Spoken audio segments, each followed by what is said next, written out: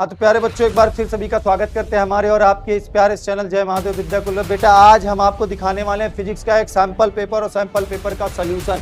और वो सॉल्यूशन जो कि मैंने खुद अपने हाथों से लिखा है, मेरा ये पूरा हैंड रिटन सॉल्यूशन होने वाला है। तो आज आप लोग देखेंगे सैंपल पेपर और सैंपल पेपर के साथ साथ आप सैंपल पेपर के पूरे सॉल्यूशन को भी देखने वाले हैं।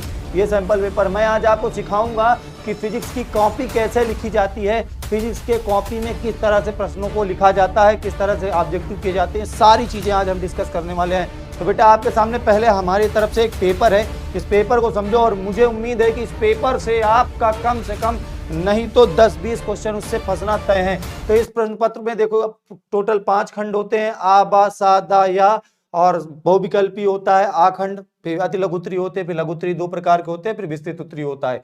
कक्षा 12वीं का पेपर है, 3 घंटे 15 मिनट आपको समय दिए जाएगा। 70 में 70 नंबर आपको लाने हैं, मेहनत करनी है और 70 में 70 लाने हैं। तो बच्चों हम लोग आते हैं, जैसे हमारे पास यहाँ पे पहला क्वेश्चन, हम सीधे क्वेश्चन पे आ जाते हैं। पहला क्वेश्चन हमारे पास कह रहा है एक बंद पृष्ठ के भीतर n वैद्युत द्विध्रुव स्थित है, बंद पृष्ठ से निर्गत वैद्युत फ्लक्स होगा। आपको पता है गॉस की प्रमेय क्या कहती है, कोई भी फ्लक्स होगा उसके भीतर आवेश का 1/ε0 गुना होता है।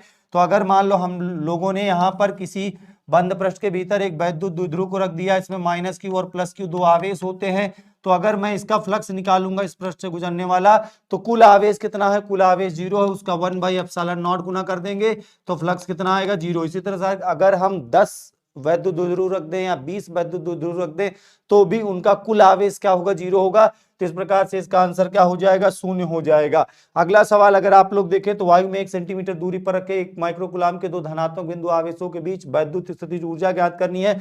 फार्मूला लगाओगे 1/4πε0 Q1 Q2 बटे R, Q1 Q2 बटे R, ये फॉर्मूला लगाओगे तो इससे हल करोगे तो ये 0.9 जूल आएगा। बी ऑप्शन इसका करेक्ट आंसर हो जाएगा। अगर आप उसके बाद देखें L/R के विमीय सूत्र होता है, इसका विमीय सूत्र केवल T होता है। समबाहु प्रिज्म है, न्यूनतम विचलन की स्थिति में है यदि आपतन कोण प्रिज्म कोण का 4/5 गुना है। देखिए क्या दिया है कि आपतन कोण अर्थात जो I है, आपतन कोण को बेटा किससे लिखते हो, I से।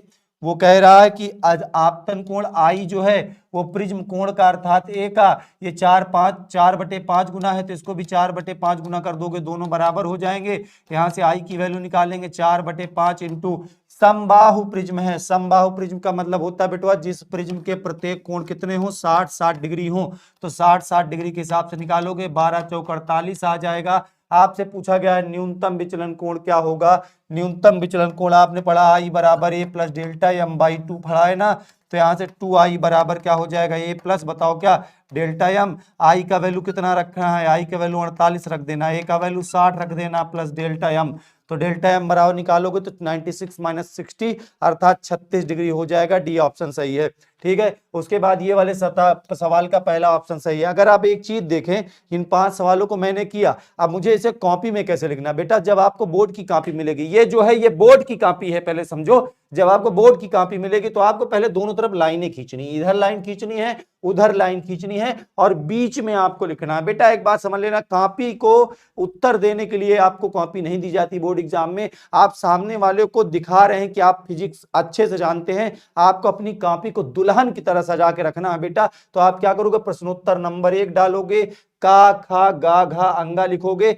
देखो क्या लिखना है, कई बच्चे गलतियां करते हैं लेकिन आप लोग गलती मत करना। क्या करना है आपको, तो आपको सीधे से कौन सा विकल्प सही है ये लिखना है और विकल्प में क्या सही है ये लिखना है। मतलब कौन सा विकल्प सही है और विकल्प में क्या सही है, विकल्प क्या सही है, कौन सा सही है, ये सारी चीजें आपको लिखते चले जाना है ऐसे। ये तो आपका एग्जामिनर जब आपकी कॉपी पाएगा तो पहले पेज में ही ऐसे टिक लगा करके आपको सीधे उठा के 10 नंबर दे देगा। आगे बढ़ चलते हैं, ठीक है। अच्छा, इसके बाद हमारा दूसरा प्रश्न जो आ जाता है, दूसरा प्रश्न बेटा यहाँ पर जो होता है, दूसरे प्रश्न हमारे अति लघु उत्तरीय प्रश्न शुरू होते हैं। बच्चे इन सारे प्रश्नों के जवाब बहुत बड़े बड़े शब्दों में देते हैं, लेकिन बेटा इन सारे प्रश्नों के जवाब 2 से 3 लाइन में दिए जाते हैं। अति लघु उत्तरीय प्रश्न होते हैं ये लो, तो इनको 2 से 3 पेज में ही हमें लिखना होता है। अब बात को समझिएगा, जैसे कह रहा है किसी आवेशित कण के भार को एक वैद्युत क्षेत्र द्वारा किस प्रकार संतुलित किया जा सकता है। तो चलिए आपको दिखाते हैं हम लोगों ने किस तरह से इस पूरे चीज को लिखा है और कैसे समझाया। देखिए गौर से, ये सीधे से आपको एक चित्र बनाना है कि ये वैद्युत क्षेत्र है, यहाँ पर आवेशित कण है, द्रव्यमान है, आवेश उसका Q है, उस पर वैद्युत बल Fe लग रहा है और गुरुत्वीय बल Fg लग रहा है। वैद्युत क्षेत्र में संतुलन कब होगा? जब ये दोनों बल, वैद्युत बल और गुरुत्वीय बल दोनों आपस में बराबर होंगे, अर्थात एफ बराबर हो गए एफ जी के, अर्थात क्यू बराबर क्या हो जाएगा बेटा? एम जी। अगला प्रश्न क्या कह रहा है? विभव मापी द्वारा मापे गए सेल का विद्युत वाहक बल यथार्थ क्यों होता है? क्या पूछ रहा है? विभव मापी द्वारा मापे गए सेल का विद्युत वाहक बल यथार्थ क्यों होता है? इस प्रश्न का आप प्रश्न की भाषा में ही जवाब दो, और देखो कितना प्यारा जवाब हमने यहाँ पर लिखा है, क्योंकि सवाल को पढ़िए, सवाल के बाद आंसर पढ़िए, एग्जामिनर का दिल खुश कर देगा ये आंसर। ठीक है, क्या कह रहा है बेटा? विभव मापी द्वारा मापे गए सेल का विद्युत वाहक बल यथार्थ क्यों होता है? हमने कहा भैया क्योंकि विभवमापी से पाठ्यांक तब लिया जाता है जब परिपथ में परिणामी धारा शून्य होती है, अर्थात सेल खुले परिपथ में होता है। चलिए अगले प्रश्न पे आते हैं। अगला प्रश्न कह रहा है चुंबकीय क्षेत्र में गतिमान आवेशित कण की चाल क्यों नहीं बदलती है?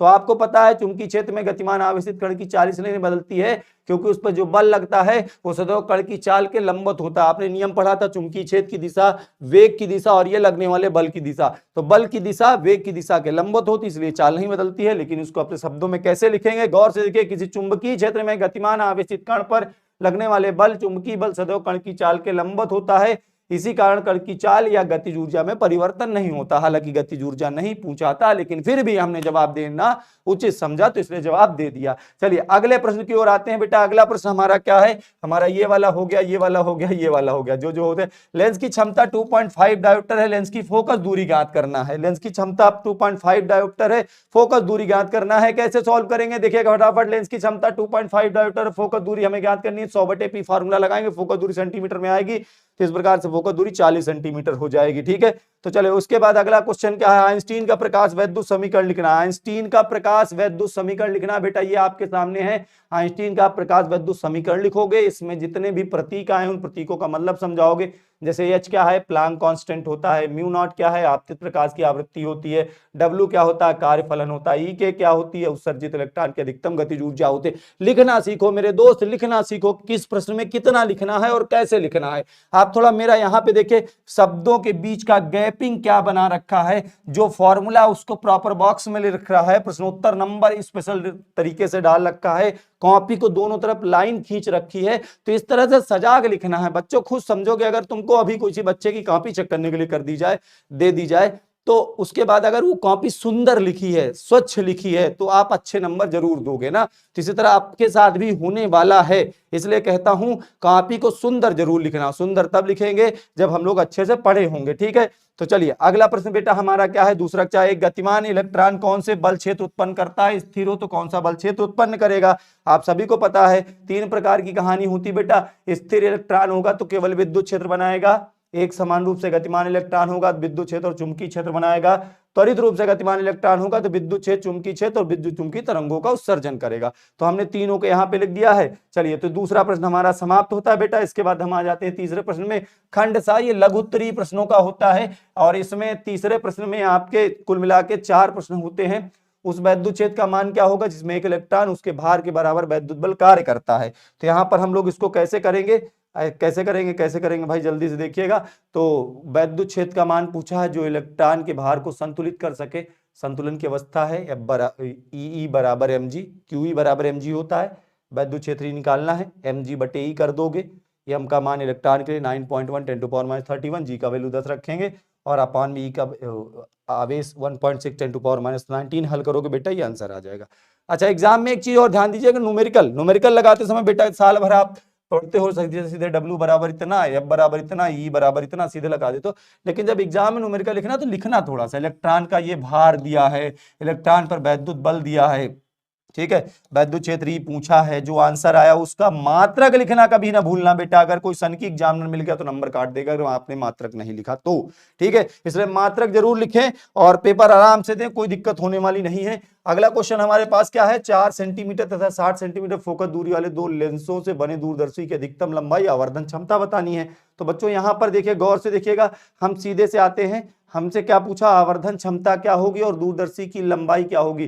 तो दूरदर्शी की अधिकतम लंबाई का फॉर्मूला होता है FO + FE। हमने 60 + 4 लगा दिया, 64 आ गई इसकी सेंटीमीटर में लंबाई। और आवर्धन क्षमता का फॉर्मूला होता है बेटा -FO/FE, -60/4 करोगे -15 आंसर हो जाएगा। आवर्धन क्षमता का मात्रक नहीं होता है।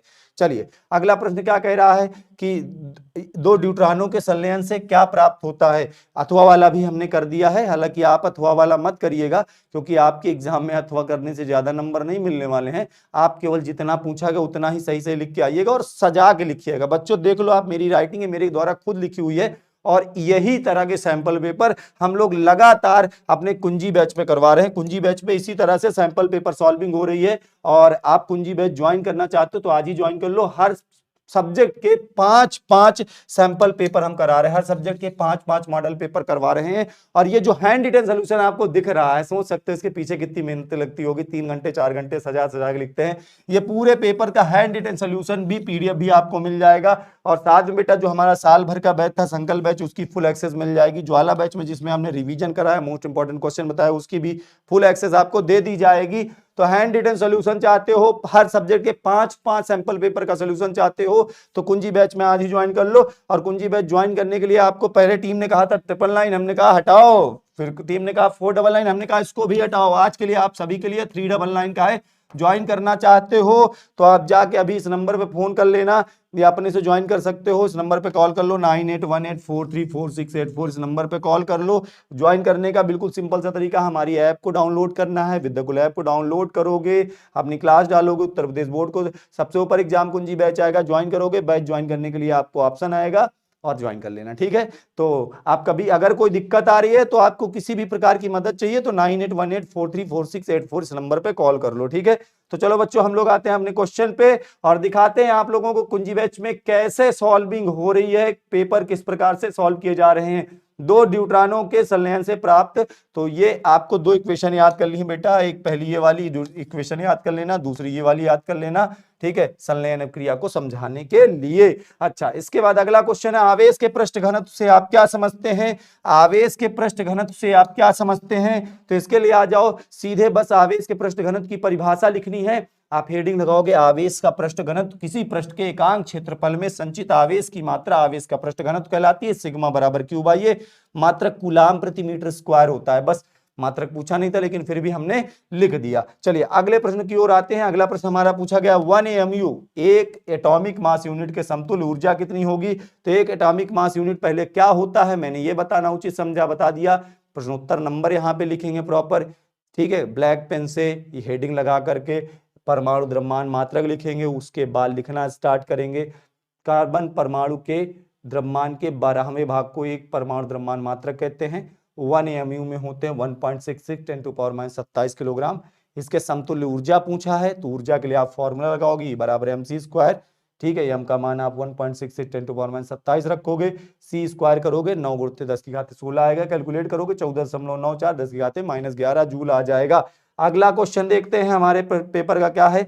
संधि डायोड में अवक्षय परत या हासी स्तर क्या होता है। हासी स्तर कहो या अवक्षय परत क्या होती है संधि डायोड में, तो इसके लिए बेटा आ जाते हैं संधि डायोड में हासी स्तर या अवक्षय परत क्या होती है। तो अवक्षय परत की परिभाषा आपको सीधे लिखनी है। संधि डायोड में पीएन संधि के निकट दोनों ओर के वह क्षेत्र होता है जिसमें कोई स्वतंत्र आवेश वाहक उपलब्ध नहीं होता, उसे अवक्षय परत या हासी स्तर कहते हैं, ठीक है।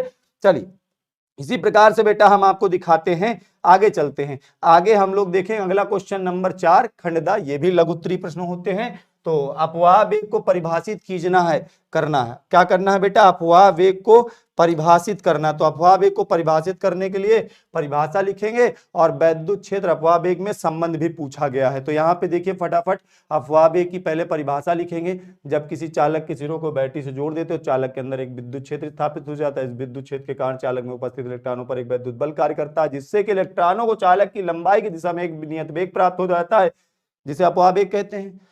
और अपवाह वेग धारा में संबंध आई बराबर यानी ये वीडी होता है, ये वाला संबंध लिख देना, ठीक है। चलो इसके बाद देखो अगला प्रश्न हमारा क्या कह रहा है। हाइड्रोजन परमाणु में इलेक्ट्रॉन नाभिक के चारों ओर इतनी त्रिज्या की कक्षा में इतने चक्कर पर सेकंड की दर से लगाता है, तो चुंबकीय आघूर्ण क्या होगा। तो बच्चों इसके लिए देखिए न्यूमेरिकल है, अब न्यूमेरिकल जरूर लगाना। देखो एक बात बता दे, फिजिक्स में अगर 100/100 का सपना है तुम्हारा, फिजिक्स में भी चाहते हो 100 में 98 है, फिजिक्स में 97 है, तो पहला ऑप्शन तो आपके पास ये है कि आप डेरिवेशन और न्यूमेरिकल लगाएं।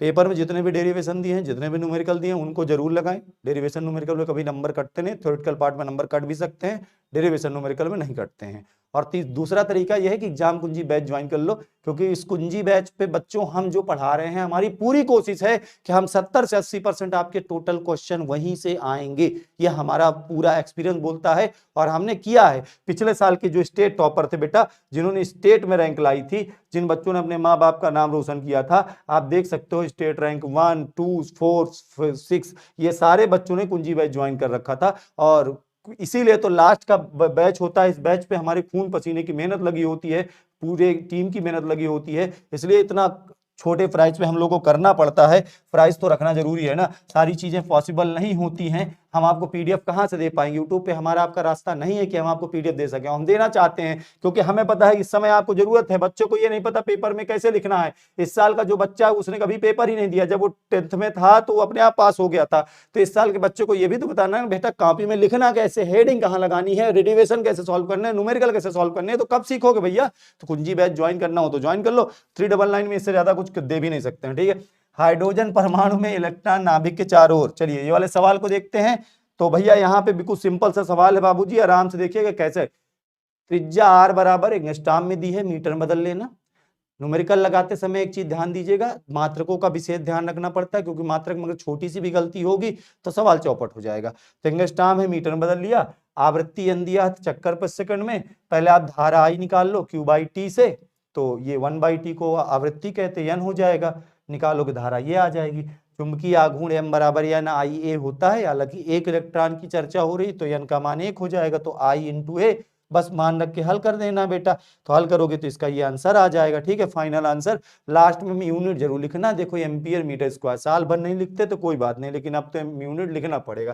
अगला सवाल क्या है, एक इलेक्ट्रॉन है 10⁻² वेबर प्रति मीटर स्क्वायर के चुंबकीय क्षेत्र में इतने मीटर पर सेकंड के वेग से इतनी त्रिज्या के वृत्ताकार मार्ग पर चल रहा है।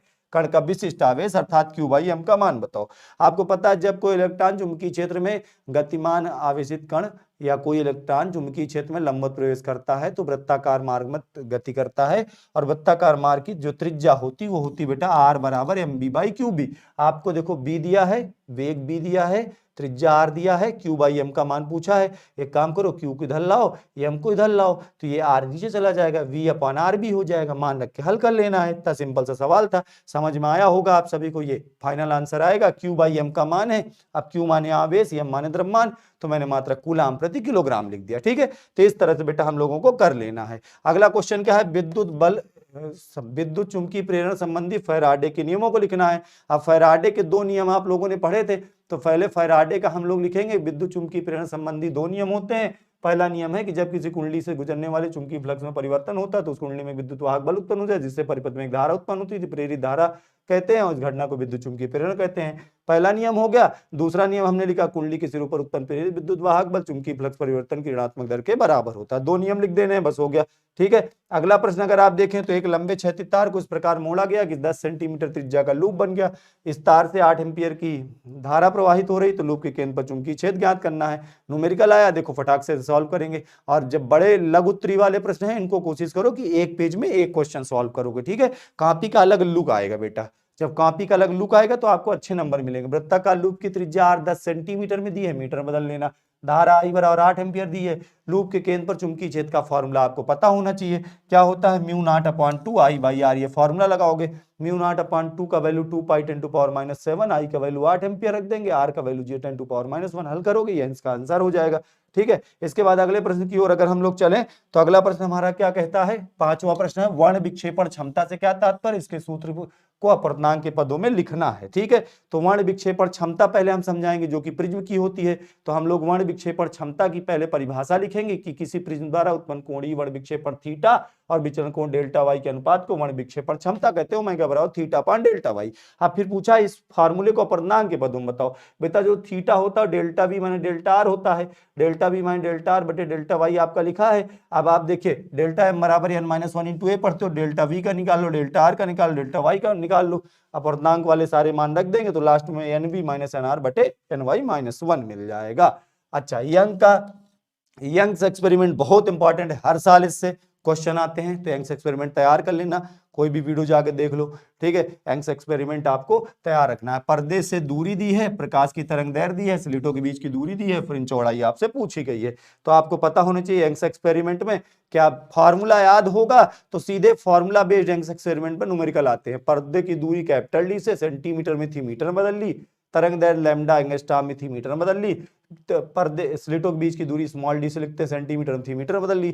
फ्रिंज चौड़ाई का फार्मूला होता है W बराबर D lambda upon small D. ये फार्मूला लगाओगे, सबका मान रखोगे 1 मिलीमीटर, इसका आंसर हो जाएगा, ठीक है। फिर अगला क्वेश्चन, धातु का कार्यफलन 1.5 इलेक्ट्रॉन वोल्ट और धातु के लिए दे लिया, तरंग दैर्घ्य ज्ञात करनी थी। तो इस वाले सवाल को भी देखो इतना आसान तरीके से कैसे सॉल्व करना, ये देखो मैंने ये जो कॉपी लिखी है इस पे आप राइटिंग देखो और लिखने के तरीके समझो कैसे न्यूमेरिकल सॉल्व करने हैं। ये सवाल देखो दिल्ली कार्य ये पूछा गया है, क्या पूछा गया था इसमें, पूछा क्या गया सवाल में पूछा गया था दिल्ली तरंग दैर्घ्य पूछा गया। तो दिल्ली तरंग दैर्घ्य का फॉर्मूला बेटा लैम्डा नॉट बराबर 80/5 नॉट हो जाएगा।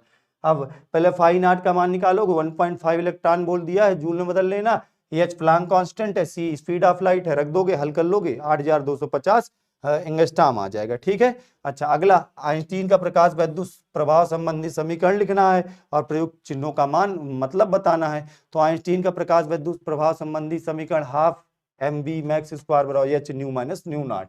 ये हम क्या होता है, इलेक्ट्रॉन का द्रव्यमान है, v मैक्स क्या है, फोटो इलेक्ट्रॉन का अधिकतम वेग है, एच क्या है, प्लांक कांस्टेंट है, न्यू क्या है, आपतित फोटॉन की आवृत्ति है, न्यू नॉट क्या है, देली आवृत्ति है, बस इतना बता देना है।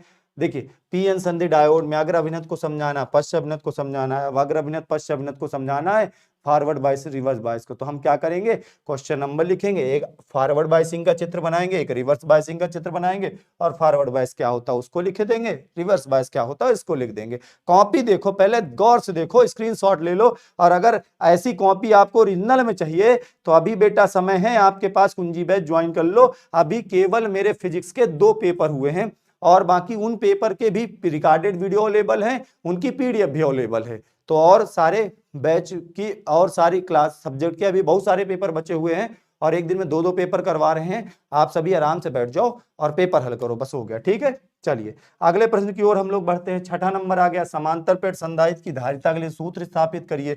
तो समांतर प्लेट संधारित्र की धारिता के लिए हम लोग को सूत्र स्थापित करना है, तो फिर सीधे से बताओ, फटाक से ये वाला डेरिवेशन कर दोगे, एक चित्र बनाओगे। यहाँ पे देखो कैसे डेरिवेशन करना सीखो बेटा, यहाँ पे ये करना है, चित्र बनाना है इतना सुंदर सा। फिर आपको माना फलाना लिखना है, माना समांतर प्लेट संधारित्र की धारिता। साल भर नहीं लिखते तो कोई बात नहीं, लेकिन एग्जाम में पूरा डिटेल में लिख के आना। एग्जाम में नहीं लिख के आओगे तो कॉपी बोलेगी नहीं यार, कॉपी बोलनी चाहिए। टॉपर की जो कॉपी होती है, जो स्टेट टॉपर्स की कॉपी होती है, वो कॉपी बोलती है कि मैं फिजिक्स हूं, समझ गए बात को। वो फिजिक्स से सोल्यूशन नहीं देती कॉपी। प्लेटों के बीच वैद्युत क्षेत्र E बराबर सिग्मा अपान एप्सिलॉन नॉट, वैद्युत विभव E इंटू आर से निकालोगे, sigma D upon epsilon not हो जाएगा। धारिता C बराबर Q बाई V वाला फॉर्मूला लगाओगे, V का मान रखोगे, एप्सिलॉन नॉट ऊपर चला जाएगा, Q बढ़ जाएगा, epsilon naught by D formula आ जाएगा। बताओ कितना आसान सा डेरिवेशन है, ठीक है। अगला क्वेश्चन देख लो इसी तरह से। अगला क्वेश्चन हमने कौन सा किया, इसमें अथवा वाला भी अच्छा कर दिया। एम्पियर के परपथीय नियम पूछा था और इसके उपयोग करके अनंत लंबाई के चालक का उत्पन्न चुंबकीय क्षेत्र पूछा था। तो एम्पियर का पहले परपथीय नियम लिखोगे, किसी बंद परिपथ के सीमा के अंदर चुंबकीय क्षेत्र का रेखीय समाकलन कुल धारा का I म्यू नॉट गुना होता है। फिर अनंत लंबाई के चालक का चुंबकीय क्षेत्र उत्पन्न जो होता है इसका डेरिवेशन कर देना बेटा। और देख रहे हो किस तरह से प्रॉपर चित्र बनाना है, ये चीजें लिखनी है, और फिर उस पर बढ़िया अच्छी राइटिंग में सारी चीजें एकदम नीट एंड क्लीन क्लियर होनी चाहिए। देख रहे हो एक एक शब्द, एक एक अक्षर आपको समझ में आ रहा है। और बेटा इसके पीछे हम मेहनत करते हैं, तभी बच्चों से कहते हैं बेटा ज्वाइन कर लो, ज्वाइन कर लो। बेटा कुछ नहीं होगा, 20 दिन बाद पछताओगे, फिर कहोगे सर शायद आपका कुंजी बैच ज्वाइन कर लिए होते। तो इसलिए अगर ज्वाइन करना चाहते हो तो अभी ज्वाइन कर लो, नहीं तो फिर कुछ नहीं होने वाला है। छठा के खाबे आ जाते हैं। छठा के खा में क्या पूछा, अन्योन्य प्रेरण गुणांक को परिभाषित करो और एक न्यूमेरिकल दे दिया। तो पहले आप अन्योन्य प्रेरण गुणांक की परिभाषा लिख दोगे, ठीक है। ये पास पास रखी 2 कुंडलियों में से प्राथमिक कुंडली में एकांक दर से धारा परिवर्तन करने पर द्वितीय कुंडली में विद्युत वाहक बल जो उत्पन्न होता है उसे अन्योन्य प्रेरण गुणांक कहते हैं। फार्मूला देखो, आप देखो मैंने न्यूमेरिकल कितना क्लीन लगा रखा है। आप देखो, आप न्यूमेरिकल देख के समझ सकते हो क्या क्वालिटी दे रहे हैं हम लोग। क्वालिटी ये है, फेरों की संख्या N2 ऐसे लिखा, प्रवाहित धारा लिखा, उत्पन्न फ्लक्स लिखा, कुंडली का प्रेरकत्व हम ज्ञात करना है। फॉर्मूला लगाओगे, हल करोगे बेटा आ जाएगा। मात्रक लिखना जरूरी है, आंसर आ जाए तो लिख दो कि ये आंसर है। एग्जामिनर की आंखों में चुभेगी ये कॉपी, ऐसी कॉपियां चुभती हैं, ठीक है। तो ऐसे लिखना आपकी मजबूरी, क्या जरूरत है। प्रत्यावर्ती वोल्टेज के लिए एलसीआर परिपथ में हमें प्रतिबाधा बाधा बतानी है, तो एलसीआर परिपथ में आप सभी को पता है, ये देखो कैसे प्रॉपर चित्र बना है, फिर माना फलाना हमने लिखा है, फिर आर परिपथ में क्या होता है चित्र बनाया, यल परिपथ में क्या होता है चित्र बनाया, सी परिपथ में क्या होता है उसका चित्र बनाया। देख रहे हो, ये कॉपी देखो, पहले गौर से देखो, ध्यान से समझो। पहले आपको प्रतिबाधा पूछा था, तो हमने प्रतिबाधा Z बराबर R square plus X L difference X C का स्क्वायर, कालांतर निकाल दिया। इसी प्रकार से आपका अगला क्वेश्चन देखते हैं क्या है बेटा। अगला क्वेश्चन है गोली पृष्ठ, अवतल गोली पृष्ठ के लिए फॉर्मूला डिराइव करना है। तो अवतल गोली पृष्ठ के लिए देखिए फॉर्मूला कैसे डिराइव करेंगे। प्रॉपर एक चित्र बनाएंगे, चित्र बना के बगल में सारी चीजें लिखेंगे। स्पष्ट बनाना ना, अगर चित्र बनता है तो स्केल जरूर लेके जाना, स्केल के बिना तो एग्जाम देने जाना मत। स्केल लेके जाना, पेंसिल लेके जाना, अच्छा चित्र बनाना, स्वच्छ चित्र बनाना, ताकि एग्जामिनर को सारी चीजें दिखे। और इसके बगल में आपका ये पूरा डिस्क्रिप्शन लिख देंगे, फिर इसको पूरा सॉल्व करेंगे अच्छे से। देख लो कितने सुंदर शब्दों में, कहीं पर एक कट पिट नहीं है। अब बच्चे कुछ लोग क्या करते हैं, सर रफ पेज कहाँ पे लेंगे, तो बेटा फिजिक्स में इतनी रफ का कार्य नहीं होता है। तो फिजिक्स में काफी अच्छी दिखे इसके लिए सबसे लास्ट वाले पेज में रफ ले लो, और जहां पे रफ करो लास्ट में, मान लो आपने इस पेज में खूब रफ किया, तो लास्ट में आप क्या करिए, उस वाले पेज को ऐसे 2 बार करके ऐसे काट देना, और काट करके ऊपर लिख देना कि ये हमारा सर जी रफ कार्य है।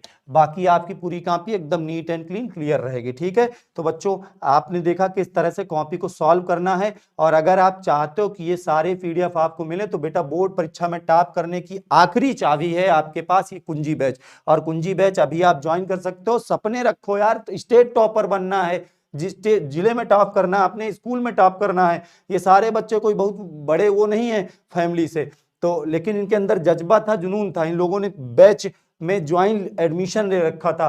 5 मॉडल पेपर चाहते हो, सॉल्व करना चाहते हो, उनके हैंड रिटन सॉल्यूशन चाहते हो, साल भर के जितने भी बैच थे उन सारे बैच का सब्सक्रिप्शन चाहते हो, ले लो।